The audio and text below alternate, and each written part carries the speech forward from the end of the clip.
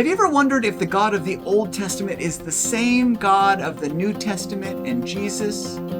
I think I have a clue in our Bible study today. Turn to 2 Kings chapter 4, verse 42 to 44. We're going to be talking about the prophet Elisha. He was the successor to the prophet Elijah, and he got double the spiritual gifts. And you see a lot of miracles that he does for God in the Old Testament. I'm reading from the NIV, by the way. A man came from Baal Shalishah, bringing the man of God 20 loaves of barley bread, baked from the first ripe grain. This was his first fruits offering, and he was giving it to Elisha, along with some heads of new grain. Give it to the people to eat, Elisha said. How can I set this before 100 men? His servant asked.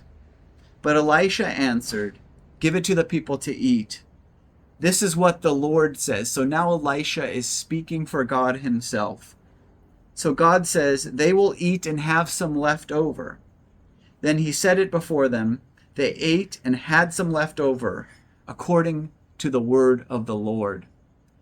So this man comes, brings his first fruits offering of some 20 loaves of bread, and he's told to feed it to 100 men. And he says, how can that be possible? I can't feed this few bread to that many men. And we see a foreshadowing of Jesus's feeding of the 5,000 in the gospel message of Matthew. Actually, it's in a lot of the gospels.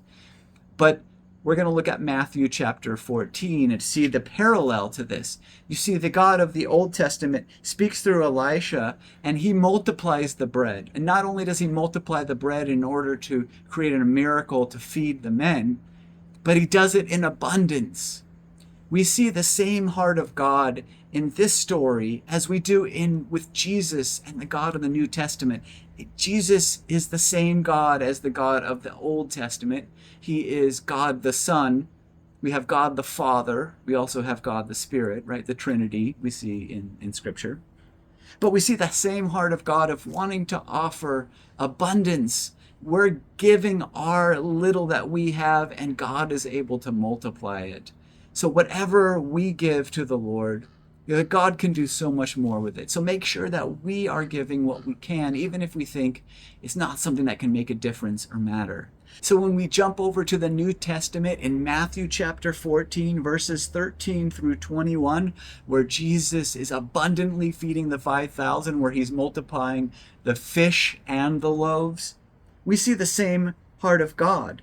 I'm going to pick it up just in 17, verse 17 here. The men said, we have here only 5 loaves of bread and 2 fish, they answered. Jesus said, bring them here to me, he said. And he directed the people to sit down on the grass, taking the 5 loaves and the 2 fish, and looking up to heaven, he gave thanks and broke the loaves. Then he gave them to the disciples, and the disciples gave them to the people. They ate all and were satisfied, and the disciples picked up 12 basketfuls of broken pieces that were left over. The number of those who ate was about 5,000 men, besides women and children. So we see more than 5,000 people are fed this day.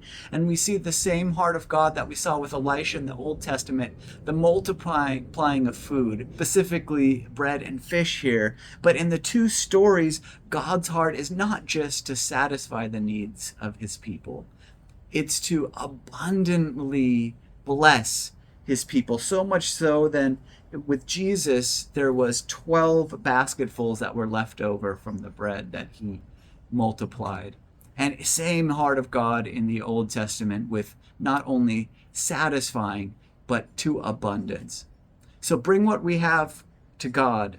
Allow him to work his miracles. If this teaching was helpful to you, please hit the subscribe button so you can see more Bible-based, Jesus-focused messages. Thank you so much, and God bless.